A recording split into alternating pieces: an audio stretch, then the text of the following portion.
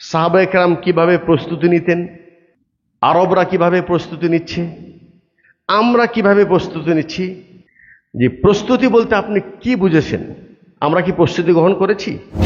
যে ব্যক্তি রমজানের মতো একটি মাস পেল, কিন্তু দুঃখের বিষয় সে নিজেকে গুনাহ থেকে মুক্ত করতে পারল না, বলছেন দাখালান নার, ওই ব্যক্তি নিশ্চিত জাহান্নামে যাবে। বৎসরের কোনো দিন, এমনকি ঈদের দিন, আরাফার দিন, কোন দিবসে কি আল্লাহ পাক এই কথা বলেছেন যে ওই দিন আসলে আমি জান্নাত খুলে দিই, জান্নাতের দরজা দিন? শুধুমাত্র রমজান। রমজানের চাঁদ ওঠার সাথে সাথে তিনটা কাজ করেন: জান্নাতের দরজা খুলে দেন, জাহান্নামের দরজা বন্ধ করে দেন, সুফিদাতি শায়াতিন, শয়তানকে শিকল দিয়ে বেঁধে তাকে আবদ্ধ করে রাখে। কেন আল্লাহ এটা কেন করেন? আল্লাহ কি চান আমাদের কাছ থেকে? রমজান আসবে, রমজান আমার জন্য বসে থাকবে না, আমার জন্য বসে থাকবে না। এই 1 তারিখ, 2 তারিখ, 3 তারিখ, 5, 10, 15, 20 চলে যাবে, চলে যাবে। আত্মাহারিক টিভি, ওহির আলোয় উদ্ভাসিত জীবনের জন্য। সমস্ত প্রশংসা আল্লাহ সুবহানাহু ওয়া তাআলার জন্য। অসংখ্য কোটি দরুদ সালাম বর্ষিত হোক প্রিয় নবী মুহাম্মদুর রাসূলুল্লাহ সাল্লাল্লাহু আলাইহি ওয়াসাল্লামের উপর। শাবান মাস একেবারে শেষ মুহূর্ত, এরপরেই রমাদান মাস শুরু হবে। আজকের আলোচ্য বিষয়, রমাদানকে সামনে রেখে আমরা কিভাবে রমাদানের প্রস্তুতি গ্রহণ করতে পারি, এ প্রসঙ্গে ইনশাআল্লাহ তাআলা। আর এটা একটি গুরুত্বপূর্ণ বিষয়। আমরা যদি আসহাবে ইকরাম, নবী করিম সাল্লাল্লাহু আলাইহি ওয়াসাল্লামের আদর্শের দিকে তাকিয়ে দেখি, তাহলে ওনারা রমাদান আসার 6 মাস আগে থেকেই মানসিক প্রস্তুতি গ্রহণ করতেন যে রমজান আসতেছে সামনে। 6 মাস আগে থেকে কিভাবে এই রমজান মাস থেকে আমি উপকৃত হতে পারি, 6 মাস থেকে। এরপরে যখন রমজান মাস চলে আসছে, তখন তো আর তাদের ভিতরে কোনো অলসতা নেই, চেষ্টার কোনো ত্রুটি নেই। পুরাটা মাসই তারা আল্লাহর সন্তুষ্টের জন্য চেষ্টা চালিয়ে যাচ্ছে। আর যখনই ঈদের চাঁদ ওঠে, ঈদের খুশি আলাদা, কিন্তু রমাদান চলে যাওয়ার বেদনা তাদের ভিতরে কাজ করে।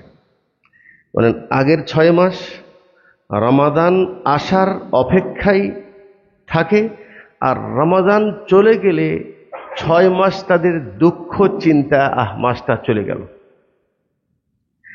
চিন্তা এই জন্য 2টা কারণে। একটা হলেই যে এই মাসের গুরুত্ব এবং এই মাসের ফজিলত, এই মাসের বৈশিষ্ট্য সম্পর্কে তারা পরিপূর্ণ সচেতন যে আসলে এই মাসটা আল্লাহ পাক আমাদেরকে কেন দিয়েছেন, এই বিষয়ে তারা পরিপূর্ণ সচেতন। এই জন্য তারা মনে করেন এটা যেরকম সত্য, আর আরেকটা জিনিস তারা বিশ্বাস করেন যে এই রমজান তো পেলাম, রমজান চলে গেল, পরের বছর রমজান আমি যে আবার পাবো, তার কোনো নিশ্চয়তা আছে? নেই, তার কোনো নিশ্চয়তা নেই। আর একটি গুরুত্বপূর্ণ হাদিস, যেটা আমি বলেই আমি আলোচনার মধ্যে ঢুকবো, আজকে আলোচনার বিষয়টি, যে আল্লাহ নবী সাল্লাল্লাহু আলাইহি ওয়াসাল্লাম থেকে ইবনে হাব্বানে বর্ণিত প্রসিদ্ধ সহিহ হাদিস, যে আল্লাহ নবী সাল্লাল্লাহু আলাইহি ওয়াসাল্লাম তিনি সাদা আলাল মিম্বার, কোনো একদিন তিনি মেম্বারে উঠলেন, বললেন আমিন। একটা সিঁড়িতে উঠলেন, বললেন আমিন। আর একটা সিঁড়িতে উঠলেন, বললেন আমিন। আর একটা সিঁড়িতে উঠলেন, বললেন আমিন। কিলা, রাসূলুল্লাহ সাল্লাল্লাহু আলাইহি ওয়াসাল্লাম জিজ্ঞাসা করা হয়েছে 3 বার আমিন বললেন, কারণ তিনি বলছেন এটা হলো আমাদের আজকের বৈঠকে এই বিষয়ে আমাদেরকে একটু চিন্তা করতে হবে, যেহেতু রমজান সামনে। বলছেন মান আদরাকা রামাদান ওয়ালাম ইউগফার লাহু দাখালান নার। যে ব্যক্তি রমজানের মতো একটি মাস পেল, কিন্তু দুঃখের বিষয় সে নিজেকে গুনাহ থেকে মুক্ত করতে পারল না, বলছেন দাখালান নার, ওই ব্যক্তি নিশ্চিত জাহান্নামে যাবে। বলার অর্থ হলো এই হাদিসের এই বাক্যটি এখানে বলার অর্থ হলো এই যে রমাদানের মতো মাস, যেই মাসে আল্লাহ রাব্বুল আলামিন একজন মুমিনের জন্য একাধিক অপশন, নিজেকে পরিপূর্ণ গুনাহ মুক্ত করতে এক দীর্ঘ লম্বা টাইম, 1 মাস ব্যাপী একাধিক অপশন, হয় এটা, না হয় এটা, না হয় এটা, না হয় এটা, এই অপশনগুলি দিয়ে তারপরেও বেচারা হতভাগ্য নিজেকে গুনাহ থেকে মুক্ত করাতে পারল না। জিবরাইল বলছেন, আমি বলছি ওই ব্যক্তি জাহান্নামে যাবে। এরপরে আবার তার জন্য জিবরাইল বদদোয়া করছেন, আবাদাহুল্লাহ, যে এরকম একটা মাস পাওয়ার পরেও তার কাছে গুরুত্ব আসলো না, নিজেকে ক্ষমা করতে পারলো না, আবাদাহুল্লাহ, আল্লাহ তাকে রহমত থেকে আরো দূরে সরিয়ে নিয়ে যাক। এবং জিবরাইল আল্লাহ রসুলকে বললেন, কুল আমিন, আমি যে তাদের বিরুদ্ধে বদদোয়া করলাম, হে রসুল আপনি বলেন আমিন। রসুল বলেন আমিন। হাদিসটা শুনলাম, একটু আমরা চিন্তা করে দেখি তো, দোয়া কে করছে? জিবরাইল নিজে আমিন বলছেন। সেই আমিন কে বলছেন? স্বয়ং নবী মুহাম্মদুর রাসূলুল্লাহ সাল্লাল্লাহু আলাইহি ওয়াসাল্লাম। এই দোয়া কি কবুল না হওয়ার কোনো সম্ভাবনা আছে? তাহলে এত বড় গুরুত্বপূর্ণ একটি বিষয়, এখন আপনি মিলান যে এই মাস পাওয়ার পরেও যদি গুনাহ আমার মুক্ত না হয়, এখন আমাদের জীবনের পিছনের দিকে তাকিয়ে দেখি কতগুলো রমজান পেয়েছি। আমরা নিজেরা কোনোদিন এই হাদিসের আলোকে নিজেরা কোনোদিন চিন্তা করতে পেরেছি রমজান তো শেষ হয়ে গেল, আচ্ছা আমি কি এমন কর্ম করেছি যে আমি নিজেকে গুনাহ থেকে মুক্ত করতে পেরেছি? এটাকে আমরা কোনোদিন চিন্তা করেছি? এটা আমাদের নিজস্ব প্রত্যেকে নিজের কাছে একটা প্রশ্ন। শুধু এই হাদিসের আলোকেই আজকের আলোচনা। আর যদি আমরা সাহাবা একরামের দিকে তাকিয়ে দেখি, ওনারা কিন্তু প্রস্তুতি অন্যভাবে নিতেন রমজান আসার আগে। কিভাবে? বলছেন শাবান মাসকে শাবান মাস এই জন্য বলা হয় তালাবুল মা। ওনারা রমজান মাস পুরাটা মাসে যে পানির সংকট যেন না হয়, পানি নেওয়ার জন্য যেন পাহাড়ের চূড়ায় দূরে কষ্ট করে যেতে না হয়, সময় নষ্ট না হয়, ওনারা শাবান মাসেই পানি সংগ্রহ করে রাখতেন রমজান মাসের সময়টা ইবাদতের মধ্যে ব্যস্ত রাখার জন্য। এজন্য শাবান মাসকে শাবান মাস বলা হয়। আর আপনারা নিশ্চিত জানেন শাবান মাসে আমাদের কি কি করণীয়। একটা হলো প্রস্তুতি, আমি খুব সংক্ষিপ্ত। আর একটা হলেই আল্লাহ রসুল বেশি বেশি নফল আমল করতেন, সিয়াম রাখতেন। কেন? যে এই মাসে আল্লাহর নিকটে মানুষের আমল বাৎসরিক রিপোর্ট পৌঁছানো হয়। আর একটি কাজ অবশ্যই আপনারা শুনেছেন, জানেন, আমি তারপরে স্মরণ করে দিচ্ছি। সেটা হলেই যাদের উপর গত বৎসরের রমজানের কাজা রয়েছে, যেই মা বোনদের উপরে গত বৎসর রমজানের কাজা রয়েছে, ওনার উচিত ছিল শাওয়াল মাসেই কাজাটা তুলে নেওয়া। তারপরও যারা তুলতে পারেন নাই, ওনাদের জন্য এটা শেষ অপশান। রমজান আসার পূর্বেই গত বৎসরের যে কাজা সফরের কারণে অথবা অসুস্থতার কারণে যদি কাজা থেকে থাকে, তাহলে এখন 1 সপ্তাহ আছে, এটা অবশ্যই তুলে নেবেন। এটা ছিল শাবান মাসকে কেন্দ্র করে। তো শাবান মাসে সাহাবা একরাম ওনারা যেরকম পানি সংগ্রহ করে রমজান মাসের প্রস্তুতি নিতেন, আপনি বিশ্বাস করেন আমি সৌদি আরব থেকে 1 সপ্তাহ আগে আসছি, কিন্তু আমাদের অফিসিয়ালভাবে রমজান মাসের ইফতারির প্রস্তুতি আরো 1 মাস আগে থেকে শুরু হয়ে গেছে। যে আমাদের অফিসের মাধ্যমে কতশো মানুষকে প্রত্যেকদিন ইফতারি করানো হবে, এর জন্য কি কি ব্যবস্থাপনা গ্রহণ করার প্রয়োজন, এটা কিন্তু আমি সচক্ষে দেখে আসলাম। এটা মানসিকভাবে তার আরো 10 দিন 15 দিন আগে সবকিছু রেডি। আমি এখন যেয়ে দেখব যে পুরা রমজানে ইফতারির যত প্লেট, যত গিলাস এবং যত রকম খাওয়ার প্রয়োজনীয় পানি সব কিছু অলরেডি কিনা হয়ে গেছে। হারামাইন যারা মাশাআল্লাহ রমজান মাসে ওমরা করতে গিয়েছেন, আপনারা দেখেছেন যে ওনারা যে নির্দিষ্ট জায়গায় যারা সুফরা বিছাই, ইফতারের জন্য যারা ব্যবস্থা করে, ইনারা কিন্তু ওই জায়গাগুলি ধরে রাখে অনেক আগে থেকে।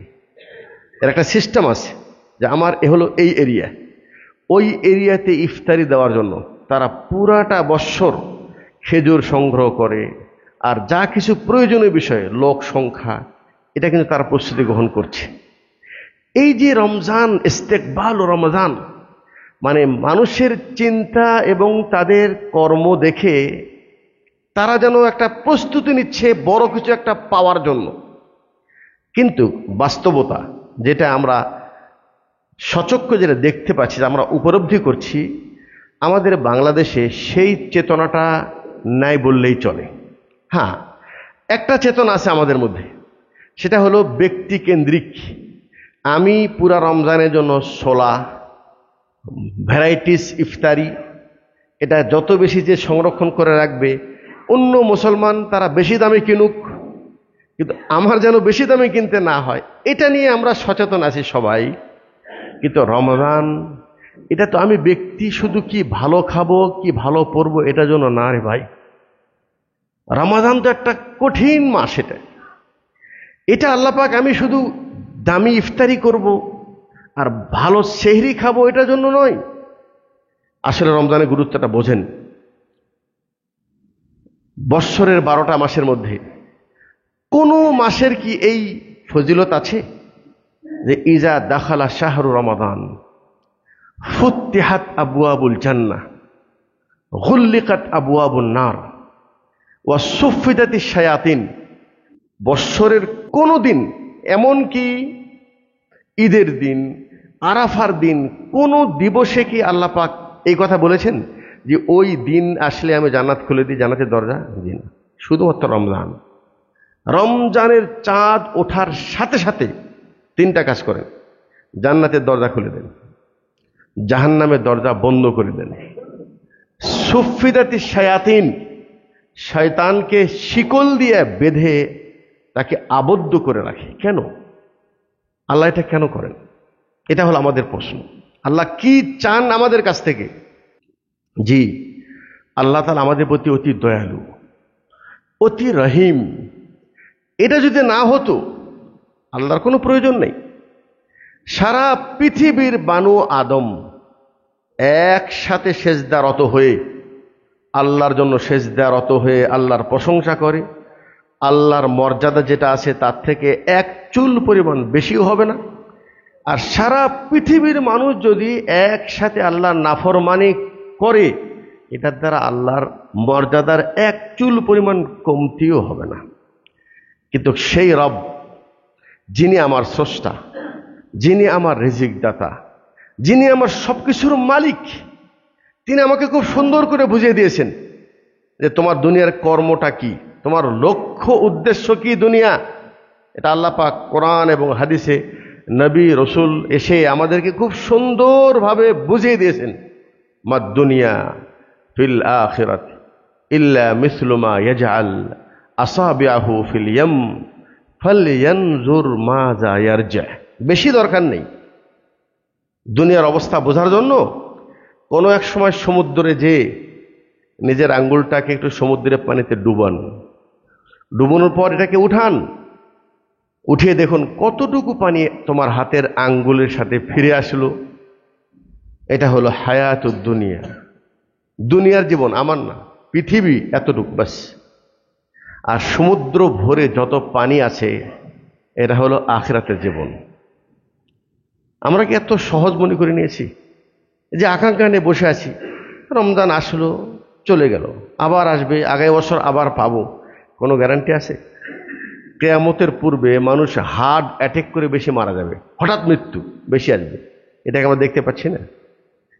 সবাই তো আমরা দেখতে পাচ্ছি, বয়স লাগছে না। হ্যাঁ, রাস্তাঘাটে চলাফেরায় অ্যাক্সিডেন্ট, হ্যাঁ, দুর্ঘটনায় মানুষ, অকাল কোনো মৃত্যু নেই। অকাল কোনো মৃত্যু এই শব্দটা হলো শরীয়ত বিরোধী কথা। প্রত্যেক মৃত্যু কালে আসে। অকাল কেন বলে? যুবক ছেলে, এখনো বয়স হয় নাই, হঠাৎ করে মারা গেল, ওর মৃত্যু এইভাবে ছিল। আমার মৃত্যু যে কখন আসবে আমার কি কোনো গ্যারান্টি আছে? আগে রমজান পাবো? এই জন্য সম্মানিত দিনী ভাই, এই রমজানের আগ মুহূর্তে আজকের বৈঠকে আমাদেরকে একটু ভাবতে হবে, রমজান আসবে, রমজান আমার জন্য বসে থাকবে না, আমার জন্য বসে থাকবে না। এই 1 তারিখ, 2 তারিখ, 3 তারিখ, 5, 10, 15, 20 চলে যাবে, চলে যাবে। কিন্তু এই হাদিস যেটা শুনলেন, রমাদান পেল, ক্ষমা হলো না, ওই ব্যক্তি তো জাহান্নামে যাবে। হাদিসটা কিন্তু আল্লাহ পাক আমাদেরকে, আমার অন্তরটাকে একটু সচেতন করার জন্য, অন্তরটাকে একটু বুঝানোর জন্য এই কথাটাই বলেছেন যে আসলে তুমি কি করছো। তোমার সামনে যে মাসটি আছে, এই মাত্র একটি মাস, যেই মাসে আল্লাহ পাক জাহান্নামের দরজা বন্ধ করে দিয়েছে, জান্নাতের দরজা খুলে দিয়েছে, শয়তানকে বেঁধে রেখেছে, এই জন্য যেন এই মুসলিমরা এই মাসে আল্লাহর সন্তুষ্টির জন্য ইবাদত করে নিজেকে পরিপূর্ণ গুনাহ থেকে মুক্ত করতে পারে, এরকম অপশন, একাধিক অপশন এই মাসে আছে। আচ্ছা বলেন দেখি, এই মাসে যে ফরজ সিয়াম, রমজান ছাড়া অন্য কোনো মাসে কি রাখা যাবে? যাবে না। এই সিয়াম আমরা যেটা রাখি, এটা কি এত বড় সহজ মনে করেছেন? এটা আল্লাহ নবী সাল্লাল্লাহু আলাইহি ওয়াসাল্লাম কি বলছেন? কুল্লু আমাল ইবনি আদম লাহু, আদম সন্তান যেই আমলই করুক না কেন, এই আমলের একটা নির্দিষ্ট পরিমাণের সওয়াব, বদলা আমি তাকে দিয়ে দিই, দুনিয়ায় দিয়ে দিই তাকে, ইল্লা সিয়াম, কিন্তু সিয়াম না। ফাইন্নাহু লি ওয়া আনা আজজি বিহি, সিয়াম এমন একটি ইবাদত, এই ইবাদত একমাত্র আমি রব ছাড়া অন্য কোনো কারো উদ্দেশ্যে সিয়াম রাখা সম্ভব নয়, অবশ্যই নয়। এর মধ্যে কোনো রিয়াকারি নাই, এর মধ্যে কোনো লোক দেখানো হতে পারে না। কিভাবে? একজন ব্যক্তি সত্যিকার অর্থে যদি তিনি সিয়াম পালনকারী হন, হোক তিনি বেনামাজি, হোক তিনি অন্যান্য পাপী, কিন্তু সে যখন সিয়াম রাখে, সে কিন্তু সবে সাদেক থেকে নিয়ে সূর্য ডোবা পর্যন্ত নিজেকে পরিপূর্ণভাবে খানা পান পানি থেকে বিরত রাখে। রাখে কি রাখে না? রাখে। আচ্ছা বলেন দেখি, এরকম কোন সিয়াম পালনকারী আছে যিনি সিয়াম রেখেছেন, তার সামনে অনেক দামি খাওয়া নিয়ে আসছে, ও গোপনে যে আর একটা রুমে যে খেয়ে আসলো, আর সে নিজেকে মনে করলে আমি সিয়াম রেখেছি, এটা কি হয়? হয় না। হয় কার জন্য? যিনি আসলে সিয়াম রাখেন নেই, ওটা মুসলিমদেরকে ধোঁকা দিচ্ছে। সেহরিও খায়, দিনের বেলাও খায়, আবার মুসলমানদের যখন ইফতারির ব্যবস্থা হয় সেখানে যেও ইফতারি করে। ইউখাদিউনা আল্লাহ ওয়াল্লাযীনা আমানু ওয়া মা ইয়াখদাউনা ইল্লা আনফুসাহুম, এদেরকে আপনি কি বলবেন? এরা নিজেকে চালাক মনে করে, মানুষকে বুঝাচ্ছে আমি রোজাদার, আর গোপনে তারা বেরোজাদার। এরা চালাক নয়, এরা আল্লাহকে ধোঁকা দিচ্ছে না, এরা মুসলমানকে ধোঁকা দিচ্ছে না। মনে করেন এই সকল মানুষ যারা কোনো ইফতারির মাহফিলে যেয়ে যদি ইফতারি করে, যিনি ইফতারি করাচ্ছেন তার সওয়াবের কোনো কমি হবে না। নিয়ত, ইন্নামাল আমালু বিন্নিয়াত। আমি 100 জন মানুষের ইফতারির খাওয়ার ব্যবস্থা করেছি এবং আমি সিয়াম পালনকারীকে এখানে দাওয়াত দিয়েছি। এখানে যদি কোনো ব্যক্তি বেসিয়াম পালনকারী, যিনি সিয়াম রাখে নাই, সে যদি সে ইফতারি করে, সে আমাকে ধোঁকা দিল না, সে নিজেকে ধোঁকা দিল। এর জবাব তাকে আল্লাহর সামনে দিতে হবে, আমার হক তাকে কিয়ামতের দিন দিতে হবে।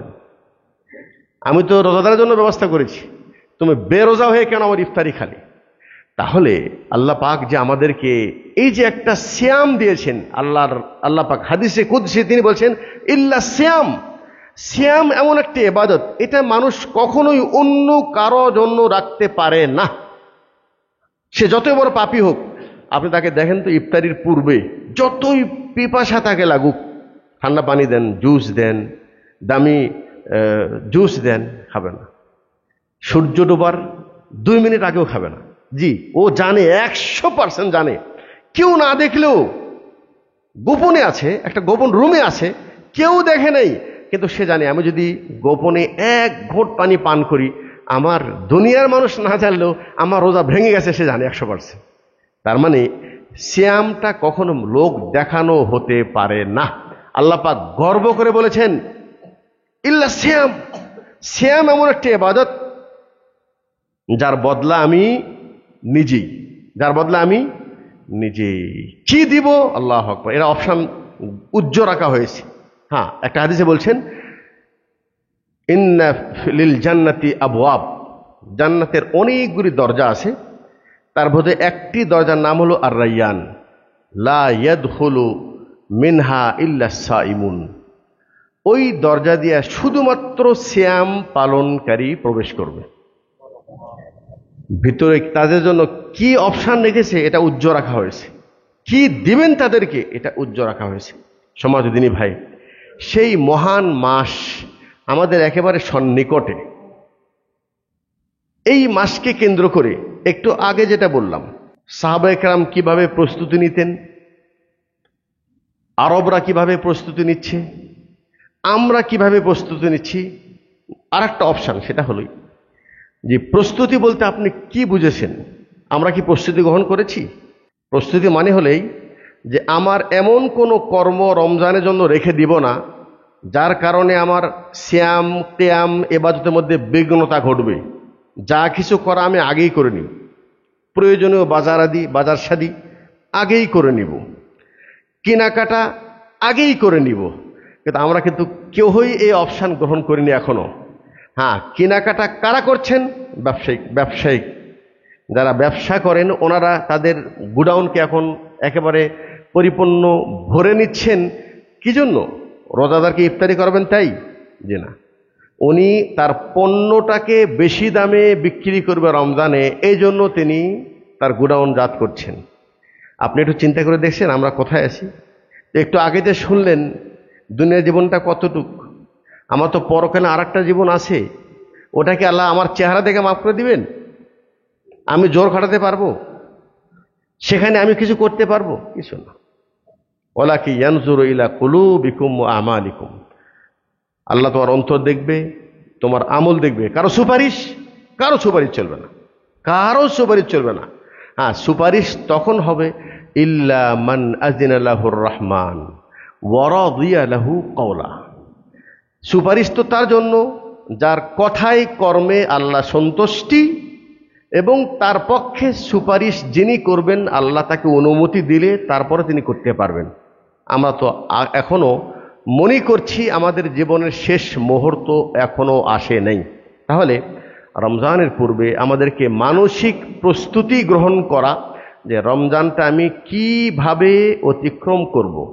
এর জন্য যেমন বললাম, আমাকে ব্যস্ততাটা কমিয়ে নিয়ে আসতে হবে, আমার ডিউটি রমজান মাসকে কমিয়ে দিতে হবে। সৌদি আরবে অধিকাংশ কোম্পানি তারা ডিউটি দেয় রাত্রে, দিনের বেলা কাজের ডিউটি দেয় না, যেন জনসাধারণ যারা সাধারণ কাজকাম করে তাদের সিয়াম রাখতে যেন কষ্ট না হয়। বিশেষ করে যদি রৌদ্র উত্তাপ্ত হয় তখন তো ডিউটি দেওয়াই হয় না, ডিউটি দেওয়া হলো রাত্রে। অন্য মাসে যদি 8 ঘন্টা ডিউটি করে, রমজান মাসে প্রত্যেকে ডিউটি কমে আসে, 2 ঘন্টা 3 ঘন্টা কমিয়ে দেয় ডিউটি। এটা হলো রমজানের এহতেরাম, রমজানের সম্মান। আল্লাহ আপনাকে কারো দায়িত্বশীল বানিয়েছে, আপনি তাকে একটু দয়া করে তার ডিউটিটাকে কমিয়ে দেন, ঠিক আছে? কিন্তু আমরা হতভাগ্য, আমাদের অনেক প্রবাসী ভাইয়েরা এই সুযোগ পাওয়ার পরেও সারাদিন ঘরের মধ্যে এসির মধ্যে আছে, কোনো রৌদ্রের কোনো তাপ সহ্য করতে হচ্ছে না। সরকারিভাবে ইফতারির ব্যবস্থা আছে, এলাকারভাবে ইফতারির ব্যবস্থা আছে, তারপরেও অধিকাংশ প্রবাসী ভাইয়েরা ওনারা সিয়াম রাখে না। তো এই ওজর কি আল্লাহর কাছে গ্রহণ হবে? কখনোই হবে না। এজন্য যাদের অধীনস্থ কেউ আছে তাদেরকে একটু ডিউটিটা কমিয়ে দিবেন, আর আপনি একটু চেষ্টা করেন যে এই মাসটাকে আমি কিভাবে কাজে লাগাতে পারবো। এই জন্য প্রথমত আপনার জন্য একটু নিয়্যাতুস সাদিকা, সত্য পরিকল্পনা যে ইনশাআল্লাহ আগামী রমজান, অতীতে যা হয়েছে হয়েছে, আমরা আজকের বৈঠকে একটু সত্য দিলের সাথে একটু প্রতিজ্ঞা করি। আমরা কি চাই না যে আল্লাহর দয়া করে আমাদেরকে এই রমজানের সমস্ত গুনাহ থেকে মুক্ত করুক? চাই না? চাই। তাহলে আমরা আজকে দেখব আমি কিভাবে নিজেকে মুক্ত করতে পারি। এর জন্য প্রথম যে কাজটা সেটা হলো আমাদের নিয়তুস সাদেক, আজম, প্রতিজ্ঞা। ইনশাআল্লাহ এই রমজান আমরা কোনো অবহেলা করব না। আমরা ইনশাআল্লাহ নিজেকে গুনাহ থেকে মুক্ত করব ইনশাআল্লাহ। এটা হলো সবচেয়ে বড় কাজ। আর প্রস্তুতি যেটা বললাম, নিজের ব্যস্ততাটাকে আগেই কমিয়ে নেন, বাজারঘাট আগেই করে নেন, বাচ্চাদের কাপড় চোপড় কিনা আগেই কিনে নেন। রমজানে মার্কেটে সাধারণ মানুষের ভিড়, সেখানে ভিড় কারা করে? যাদের মধ্যে দিন নেই, ওদের শুধু ঈদের আনন্দ, ভালো কাপড় পরার। আসলে তো ঈদে ভালো কাপড় পরার আনন্দ না, ঈদ তো মোমেনদের জন্য ঈদ। আর মোমেনদের খুশি ওই দিন এটা যে একটি মাস আমি ইবাদত করেছি, আমি আজকে মুফতির, আজকে থেকে আমার সিয়াম শেষ। সে এই পুরা মাসের প্রতিদান আল্লাহর কাছে আশা করছে যে আমি আলহামদুলিল্লাহ আল্লাহর দেওয়া তৌফিকে পুরাটা মাস আমি ইবাদত করতে পেরেছি। এটা হলো তার একটা খুশি। যাই হোক, এখন আমি যেটা বলবো সেটা হলে রমজান মাসে আল্লাহ আমাদেরকে কি কি অপশান দিয়েছেন। একটা বললাম হলো সিয়াম, এটা একটা। আর একটি হলেই রমজান মাসে আমরা যে ফরজ ইবাদতগুলি করছি, এখনো তো ফরজ করছি, কিন্তু আজকের বৈঠকে একটু দয়া করে প্রতিজ্ঞা করিলেন পুরা রমজান ইনশাআল্লাহ কোনো একটি সলাতও জামাত ছাড়া আমি পড়ব না। কাজা তো প্রশ্নই আসে না, ছেড়ে দেওয়া তো প্রশ্নই আসে না। আপনি যদি সিয়াম রেখে সালাত ছেড়ে দেন, আপনার সালাত কেন? আপনি তো মুসলিমই থাকবেন না। আপনার এই সিয়াম দ্বারা কোনো উপকারে আসবে না, একদম সোজা কথা। এজন্য আপনি নিজেকে আহলে হাদিস বলেন, আহলে কোরআন বলেন, আহলুল জান্নাহ বলেন, সেটা পরে। আমার কথা ভালো করে শুনিলেন। ইচ্ছা করে মান তারাকা সালাতা মুতাআম্মিদান ফাকাদ কাফার, ইচ্ছা করে কেউ যদি এক ওয়াক্ত সালাত ওজর ছাড়া ছেড়ে দেয় তাহলে সে কুফরি করে। অতএব ইনশাআল্লাহ এই রমজানের গুরুত্বপূর্ণ মাস, পবিত্র মাসে আমরা আজকে নিয়ত করব পুরা রমজান মাসে আমার একটি সালাত ছেড়ে যাওয়া তো দূরের কথা, জামাত ছাড়ব না ইনশাআল্লাহ। কারণ সালাতুল জামাআতি আফদালু মিন সালাতিল ফাদ্দি বি27 দারাজা। একা সালাত পড়ার চাইতে জামাতের সাথে সালাত আদায় করা 27 গুণ সব বেশি। জি, ইউযাআফুল হাসানাতু বিআশরি আমসালিহা ইলা 700 যিফিন। আল্লাহ তাআলা প্রত্যেক নেকিকে 1 গুণ থেকে 10 গুণ, 10 গুণ থেকে 700 গুণ, এমনকি তার চেয়েও বেশি বাড়িয়ে দেবেন ইনশাআল্লাহ। অতএব কোনো নেকি আমি ছাড়ব না। মনে রাখবেন, আল্লাহর সন্তুষ্টি পাওয়ার জন্য আল্লাহর পক্ষ থেকে যেই ইবাদতগুলি ফরজ করে দেওয়া হয়েছে, এর চাইতে বড় কোনো মাধ্যম নেই। আপনি ফরজ নামাজ পড়েন নাই, শবে বরাত দিন পুরা রাত জায়গায় ইবাদত করলেন, কোনো লাভ নেই। এটা তো নফল রে বাবা। তুমি তো ওই দিন ফজর যদি না পড়ে থাকো, ওই একটার হিসাবে তোমার সারা বছরের শবে বরাত দিয়েও পূরণ হবে না, একদিনের ফজর পূরণ হবে না, তাই নয় কি? এই জন্য ফরজ যেটা, ফরজ সালাত, ফরজ সিয়াম, ফরজ যাকাত, ফরজ হজ, এই যেগুলি ফরজ, এটা মাস্ট। এটা না করে আল্লাহর সন্তুষ্টি পাওয়া অসম্ভব। এটা একটা। আর একটা হলেই আল্লাহ পাক আরো কিছু অপশান আমাদেরকে দিয়েছেন, খুব সহজ সরল অপশান। কাজ অল্প, নেকি বেশি। মান সাল্লা সিনতাই আশারা রাখা, যে ব্যক্তি দিন এবং রাত্রে ফরজ নামাজ ছাড়া 12 রাকাত অতিরিক্ত সালাত পড়বে নফল, বানাল্লাহু লাহু বাইতান ফিল জান্নাহ, আল্লাহ পাক তার জন্য জান্নাতে ঘর তৈরি করবেন। সেই 12 রাকাত কি? ফজরের পূর্বে 2 রাকাত, জোহরের পূর্বে 4 রাকাত, মাগরিবের পূর্বে, জোহরের পরে 2 রাকাত, মাগরিবের পরে 2 রাকাত, আর এশার পরে 2 রাকাত। এটা হলো বলা হয় সুনানুর রাওয়াতিব, মানে আল্লাহ রাসূল নিয়মিতভাবে এই সুন্নতগুলি আদায় করতেন। এখানে আরেকটি কথা বলে দেই, জোহরের পূর্বে যে 4 রাকাত, এটা বেশি উত্তম 2 রাকাত করে পড়া। লাগাতার 4 রাকাত পড়তে পারবে এই প্রসঙ্গে দলিল দুর্বল।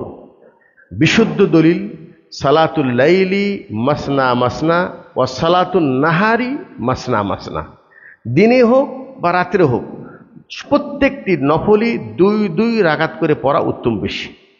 আল্লাহ নবী সাল্লাল্লাহু আলাইহি ওয়াসাল্লাম বলছেন, রাকাতানি খায়রুম মিনাদ দুনিয়া ওয়া মা ফিহা। 2 রাকাত এমন সালাত আছে যে ওই সালাতগুলি দুনিয়া এবং দুনিয়ায় যা কিছু রয়েছে তার চেয়ে উত্তম বেশি। সেটা কি? সালাতু ফাজরি, ফজরের 2 রাকাত সুন্নত। এটা কিন্তু ফরজ না, সুন্নত। আল্লাহ পাক নফল কিছু অতিরিক্ত কাজ দিয়েছেন, কেউ যদি এটা করে তাহলে তার জান্নাতে যাওয়া আরো সহজ। অতএব ফজরের সালাত ছাড়বেন না, এই সুন্নানের রাওয়াতিব ছাড়বেন না ইনশাল্লাহ। হ্যাঁ, হঠাৎ করে ফজরের সময়, ফজরের দিন আসছেন, ফজরের সালাত দাঁড়িয়ে গেছে, এখন কি আপনি পিছনে নিয়ত বানবেন? হবে না। ইদা উকিমাতিস সালাত ফালা সালাত ইল্লাল মাকতুবা, একামত হয়ে যাওয়ার পর কোনো নফল চলবে না, বাতিল, অটোমেটিক বাতিল। আপনি পরিপূর্ণ করে কি করবেন? হ্যাঁ, একমাত্র সালাত শেষ অংশে আছেন, তাশাহুদে আছেন, শেষ রাকাতে আছেন, তাড়াতাড়ি পড়লেন, জামাতে শরীক হন। 1 রাকাত বাকি আছে, 2 রাকাত বাকি আছে, ছেড়ে দেন, ছেড়ে দেন। ছেড়ে দেওয়ার জন্য সালাম ফেরার দরকার নেই। একামত হয়ে গেছে, সালাম ছেড়ে দিয়ে ফরজে শরীক হয়ে যান। অতএব ফজরের আগেই সুন্নত পড়বেন। আর কোনোদিন যদি ফজরের একামত দিয়ে দেয় মসজিদে আসলে, ফরজ সালাতের পর 2 রাকাত পড়লেন। আমাদের দেশে মাযহাবি বা দেশীয় ফতুয়া যে না, এই যে একটা অপশান আল্লাহ রসুল আমাদেরকে দিয়েছেন, আগে না পড়তে পারলে পরে পড়তে পারবে। আল্লাহ রসুল, সাহাবি পড়ছেন, আল্লাহ রসুল জিজ্ঞাসা করছেন, বলছেন এটা হলো ফজরের 2 রাকাত সুন্নত। আল্লাহ রসুল চুপ ছিলেন। এটা নাম হলো হাদিসে তাকরিরি।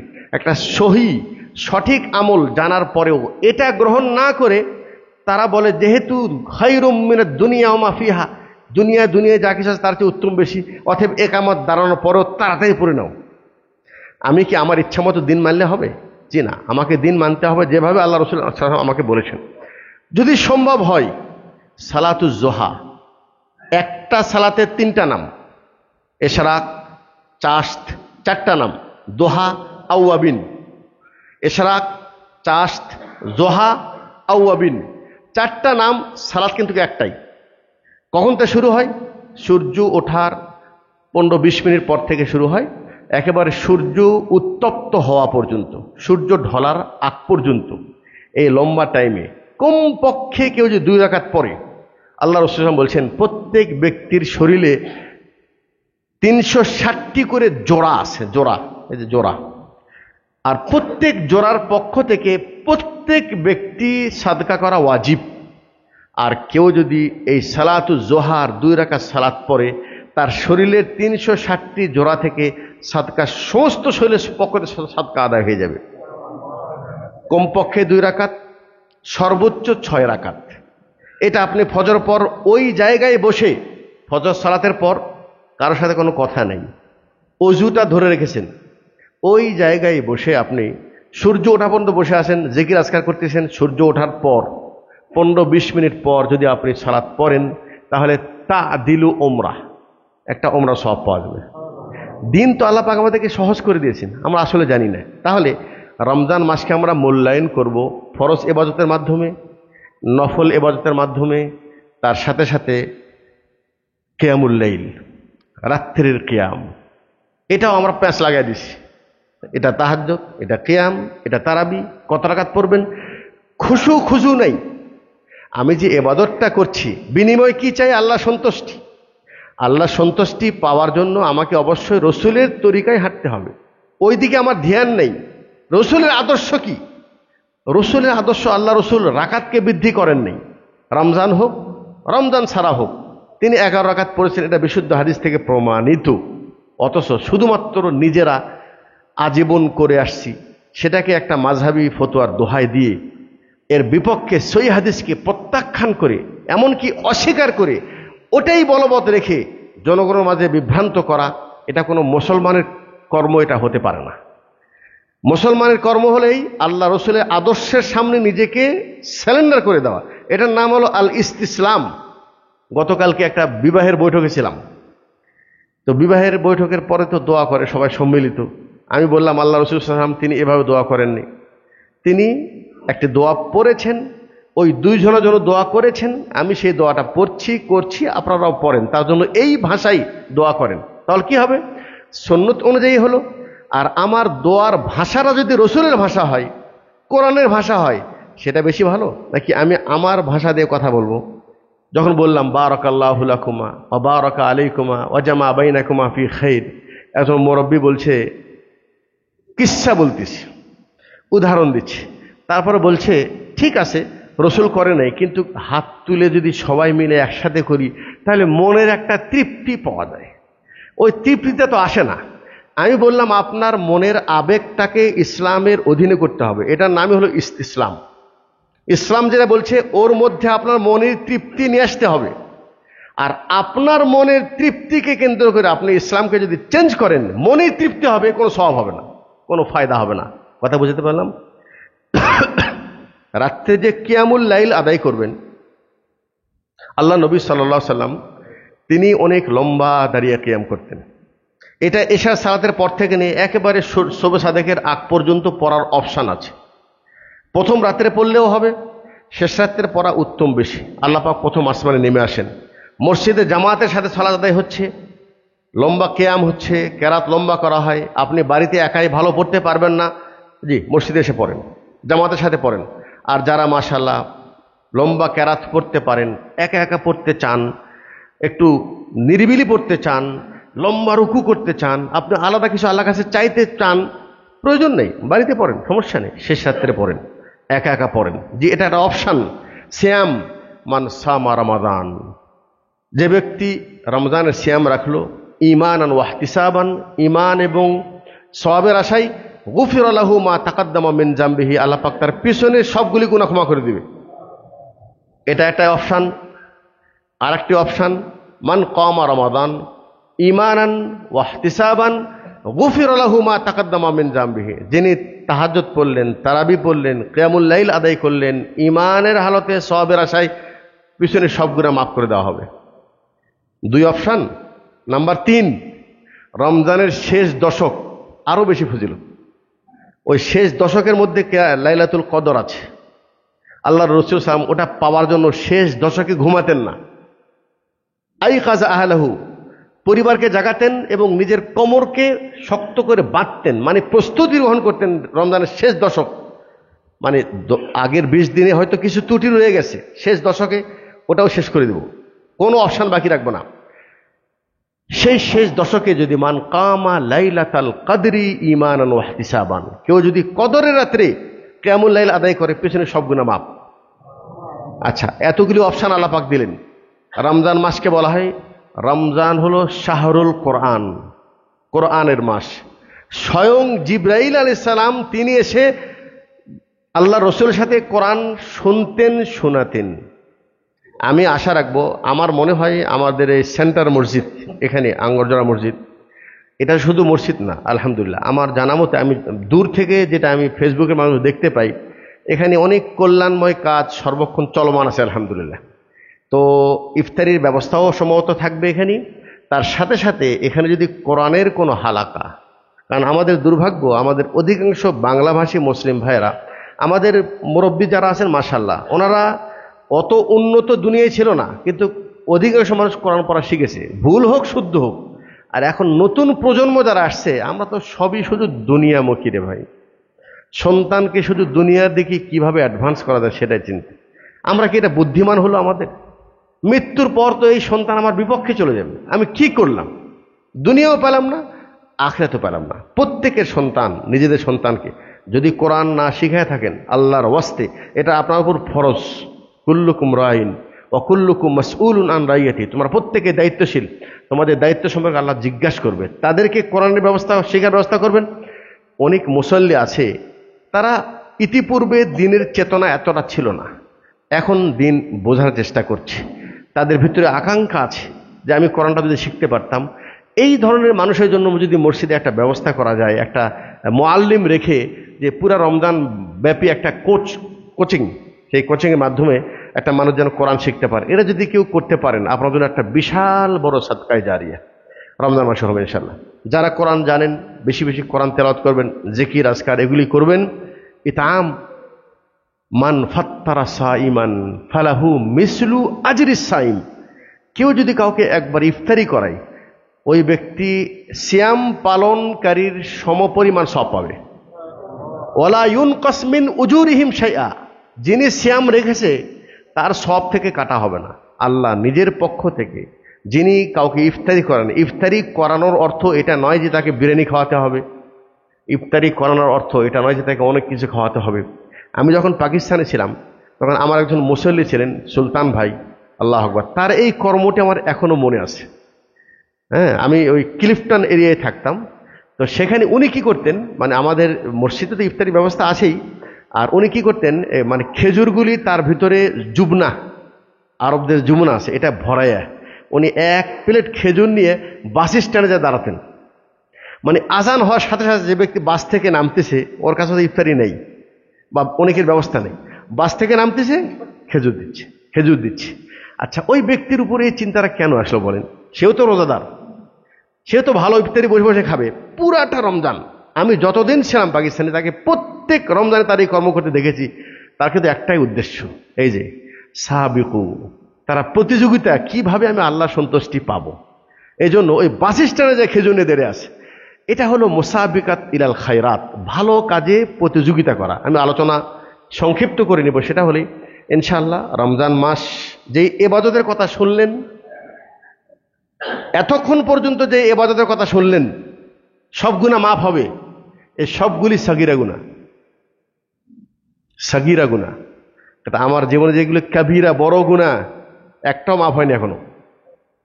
সিয়ামের মাধ্যমে হয় নাই, কিয়ামের মাধ্যমে, কোনোটার মাধ্যমে মাফ হয় নাই।